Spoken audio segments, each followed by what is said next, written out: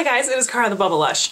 So I said that I was going to make a week 29 pregnancy update because I had a midwife appointment.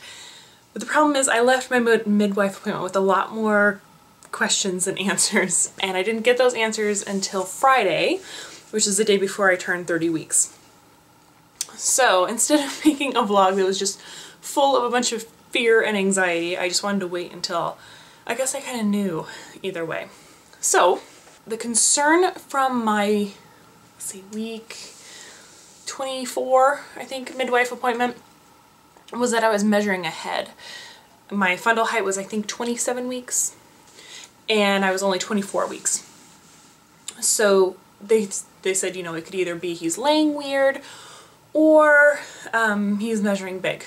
And considering Hannah measured big, you know, towards when we were getting into our third trimester, Hannah was measuring big. I know I had a growth ultrasound, and I left there with all these fears of having a 12-pound baby and all this ridiculousness. And so, since that was the first fundal height measurement, we wanted to wait until this midwife appointment to see if I was still measuring ahead. So the week before I turned, or the day before, 2 days before? Oh, I should have written this down. When I was 28 and a half weeks, I measured 34 weeks. My fundal height was 34 weeks. That's so... I'm laughing because it's just ridiculous. It's ridiculous to not even be 29 weeks and to measure 34 weeks. Like that's crazy, right? Like, that's crazy. And I told them, I was like, I don't know. I'm kind of at a loss because at least with Hannah, at that point I had started gaining weight.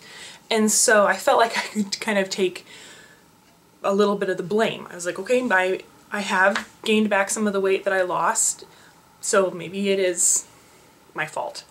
But I haven't gained any weight so far with this pregnancy. At this point, now at 30 weeks, I have gained back 2 pounds. 2 pounds really isn't that big of a deal to me, but sure. But at that point, I hadn't gained anything. And so I told him, I was like, I don't know what to do.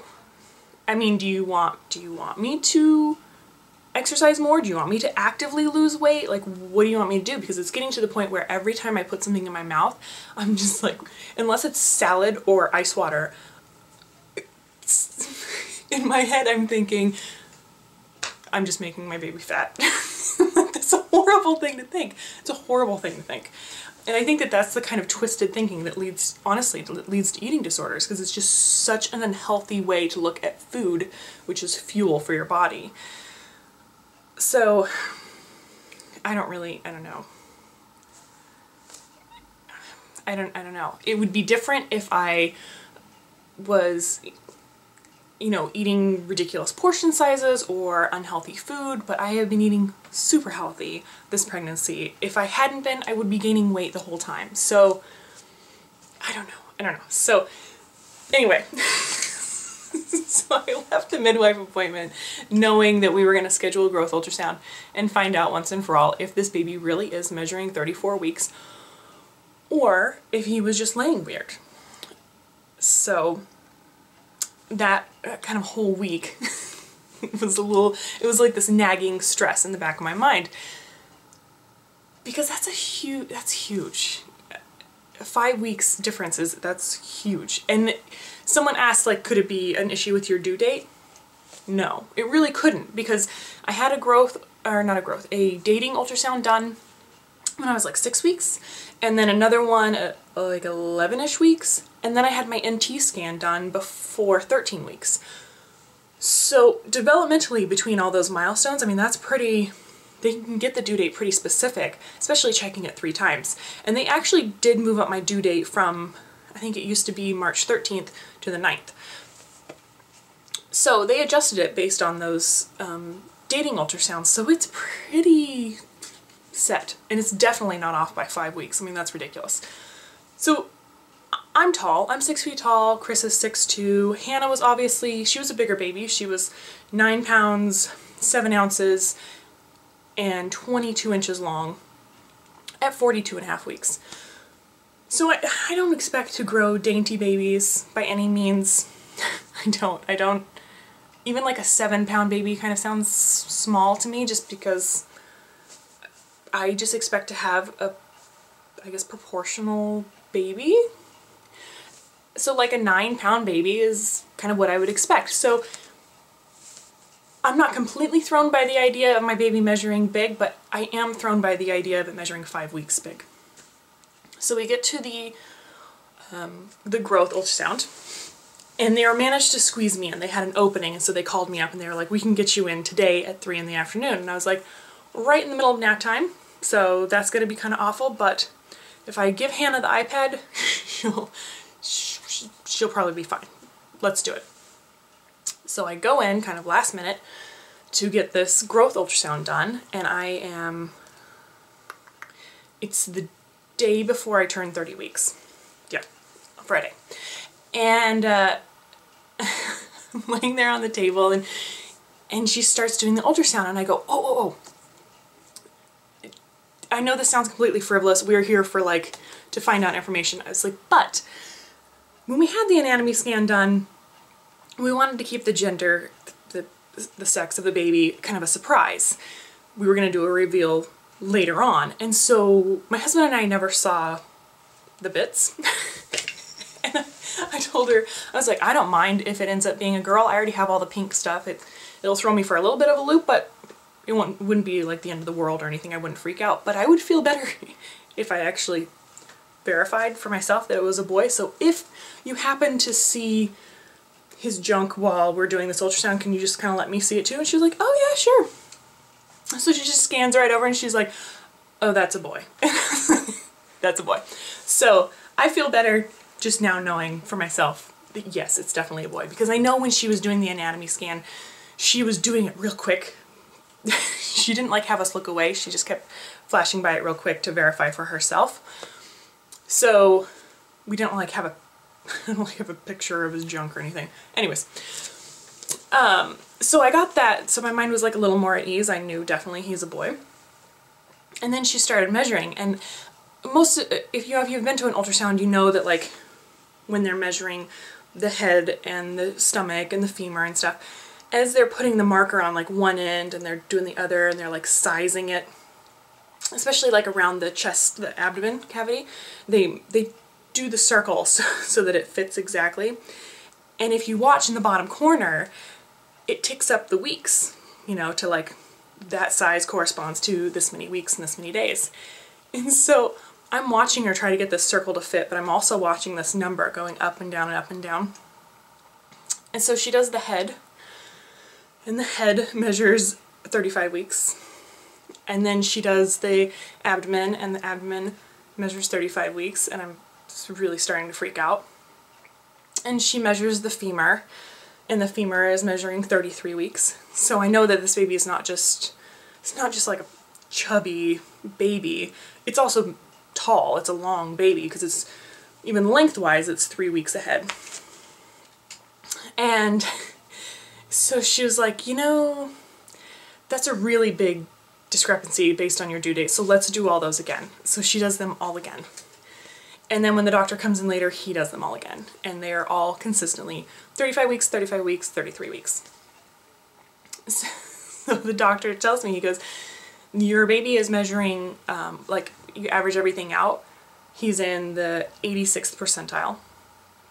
But based on his abdomen size, he's 95th percentile plus. And I was like, oh my God. So I'm growing like a huge baby. And he's like, yeah, you're growing a huge baby. He's like, but if you're not gaining weight and you're exercising and you're eating healthy, there's only so much that you can control. And some babies are just going to be constitutionally larger than others. And so, you'll talk with your midwives and see where they want to go from here. So now Chris is making this joke that since the baby is 35 weeks, we're actually going to have the baby in 5 weeks. And I'm like, no, we're not. That's not how it works. not how it works. But I do have a midwife appointment on January 10th, and I'm sure that this is going to be the topic of conversation of my gigantic baby and how that changes things. And yeah, when I had my, my midwife appointment at the 39-ish weeks was actually a really great appointment. It was the first time I had met with this midwife, and I feel like I've seen all of them. Between all my midwife appointments with Hannah, where I saw various midwives, my labor and delivery with Hannah, where I met with nearly everybody, and even this pregnancy, I've kind of bounced around between midwives just because of appointment openings. But this was the first time I had ever met her. So we went over everything, and we talked about my labor and delivery with Hannah, and she said that actually the fact that I got to 9.5 centimeters dilated, but didn't push and ended up with a C-section because of the uterine infection, because of the baby, dealing with Pitocin contraction for 3 days, and finally Hannah had had enough. She goes, that's actually kind of a good thing in your favor. It's not like you pushed for 2 hours, couldn't physically get the baby out, and then had to have a C-section. She goes, so I'm going to counsel you differently than someone that, maybe their pelvis isn't going to allow a large baby to pass through. Your pelvis hasn't been tested in that way. So that kind of, I guess, bodes well for the idea of getting a VBAC. But at this point, it's just kind of a big question mark, obviously. And I told her, I was like, this is not at all about me wanting to have a certain birth experience. It's not. Maybe with Hannah, I love the idea of having a water birth. I really do. I still do. I think that they are beautiful. You see pictures of water births and it looks so peaceful. But because I've had a C-section, that's just not an option. So it's taken off the table. I might be able to labor in the water, but the hospital absolutely does not allow you to deliver in the water if you've had a C-section. They just will not. And I know all hospitals are different, all birthing centers are different, but the particular hospital I'm going with is not an option. So that's fine. That's something that I've accepted. My fear is if they want to induce, or if I don't go into labor naturally and we have to induce, having another failed induction would just be awful. Like a failed induction that leads to a C-section, that's like my worst nightmare. So I honestly, God, I hope that I just go into labor spontaneously. That would be amazing. That's kind of really the only thing I want from this labor and delivery experience, besides obviously the baby. I would love to one day experience that, either the breaking of your water or the first real strong contraction where you're like, oh my God, this is it. If only just to see it in Chris's face. If I kind of compare it to the moments where I tell him I'm pregnant, or when when we found out we were having a boy, just that look of exhilaration and oh my God, realization in his face that this is such a monumental moment. I think because he's my best friend and because he's been my partner for over a decade now, watching him process it and get excited about it makes it so much more real to me. And so I think because we never really had that moment of oh my God, this is it, we're gonna have a baby with Hannah, the whole time we were at the hospital, it just kind of felt when is this gonna start? Right? So I just think it would be amazing to have that it's time moment.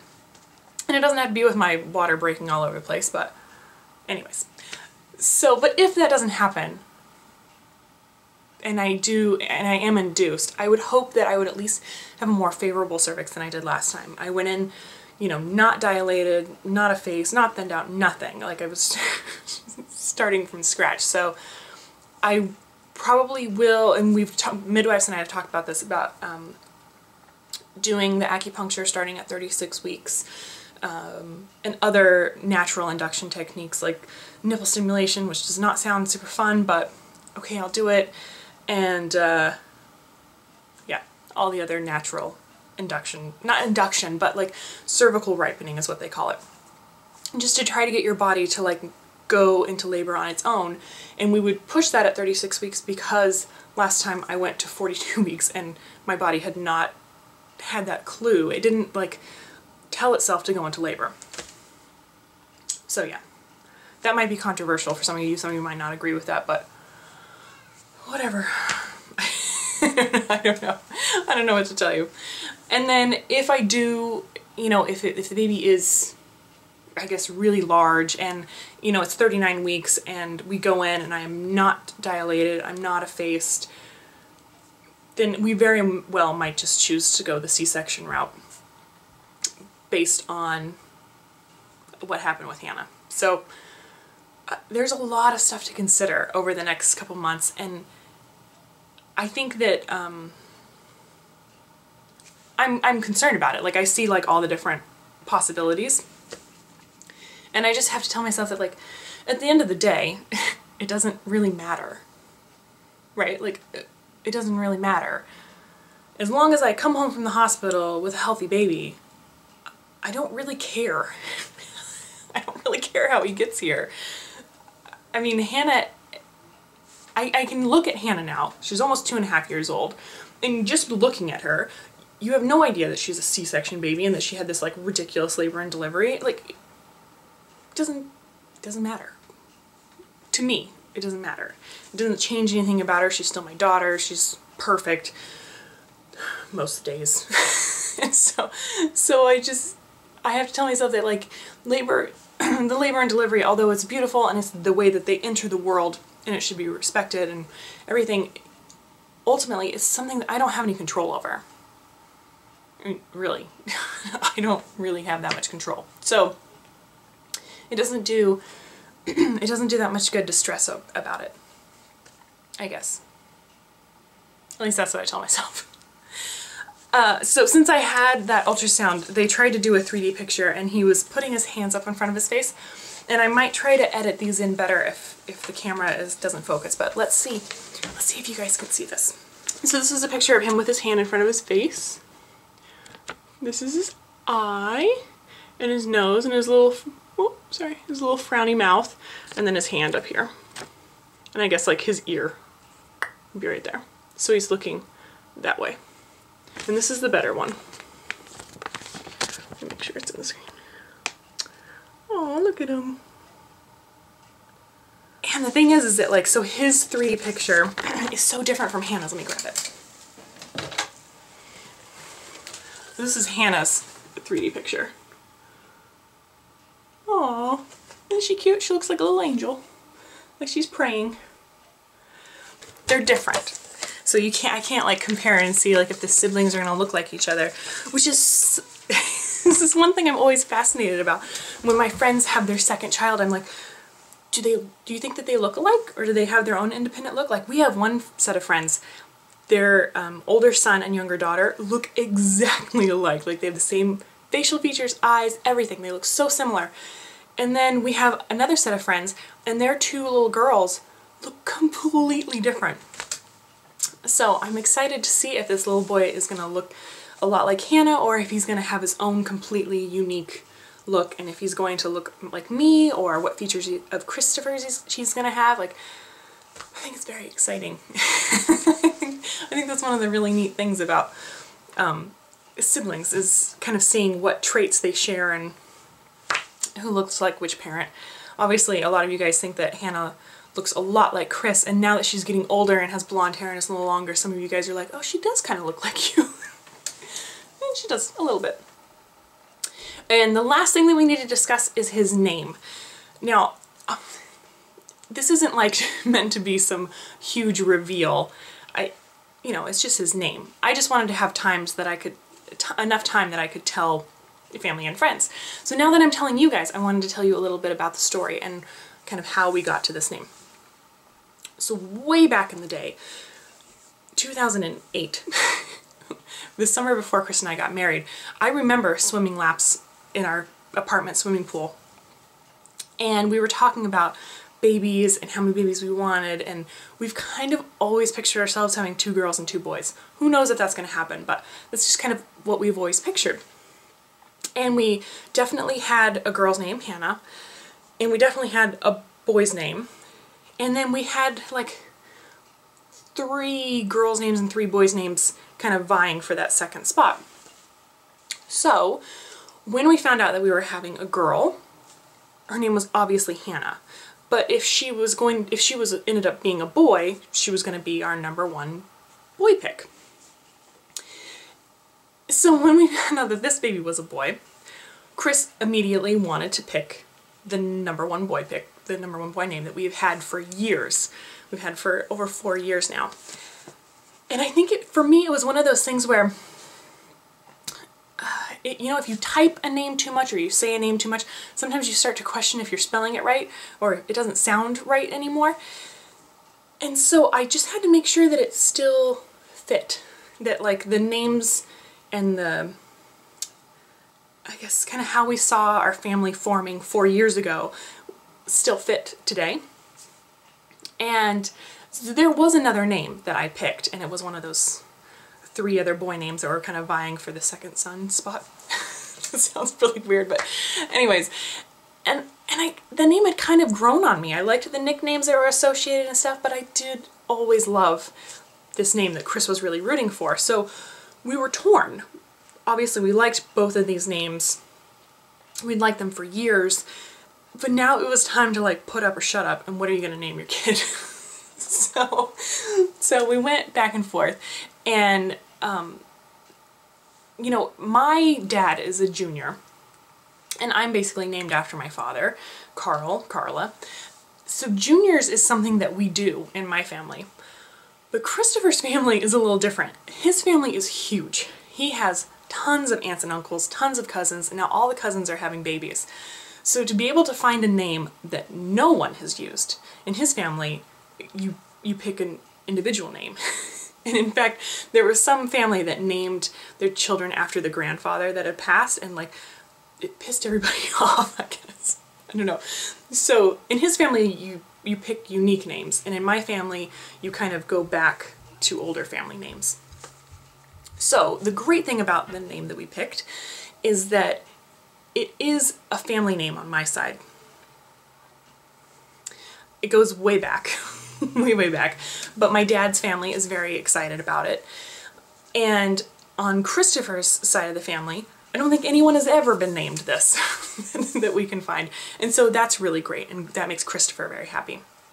Because it's hard to find a name that is unique with that many people. His family is huge.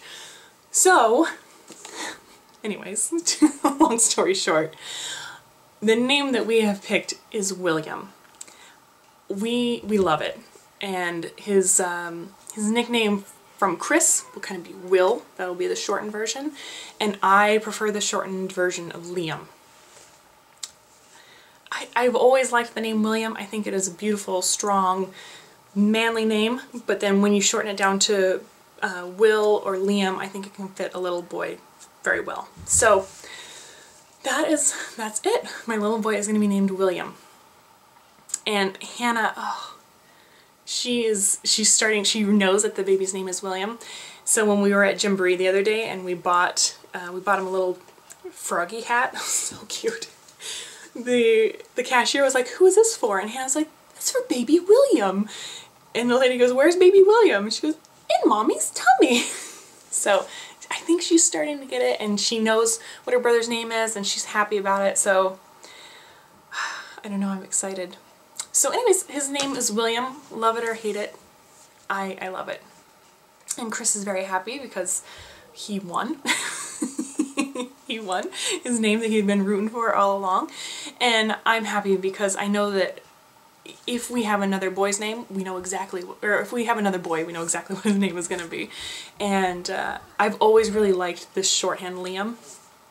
So I'm happy. You guys want to see the belly shot? You see my 30/35 week belly? It's getting ridiculous. Okay, let's move the chair. Okay, so this is the view from the front. On the side. Alright, still closer actually. Nope, that's back. Okay. On the other side. But the crazy thing is, like I said, so I haven't I haven't really gained any weight, right? Like at this point I've gained like 2 pounds, but that means I've still lost 35 pounds. So I actually can still wear my pre-pregnancy jeans, and then I just put a belly band over it, and then I have to wear a maternity shirt. But although I have maternity jeans, I can still wear my pre-pregnancy jeans, which is kind of weird. It's kind of weird. And I guess not very flattering to my pre-pregnancy self. But the good thing is that means that after I have the baby, I probably need to buy new jeans, so that's cool. Anyways, if you guys have any questions or concerns, feel free to leave them below. Sorry this was a long rambly video, but obviously there's kind of a lot to talk through. I hope you guys have a great Happy New Year, and I hope you had a wonderful Christmas and happy holidays, and yeah, I hope you're having a wonderful week. I will talk to you guys later. Bye.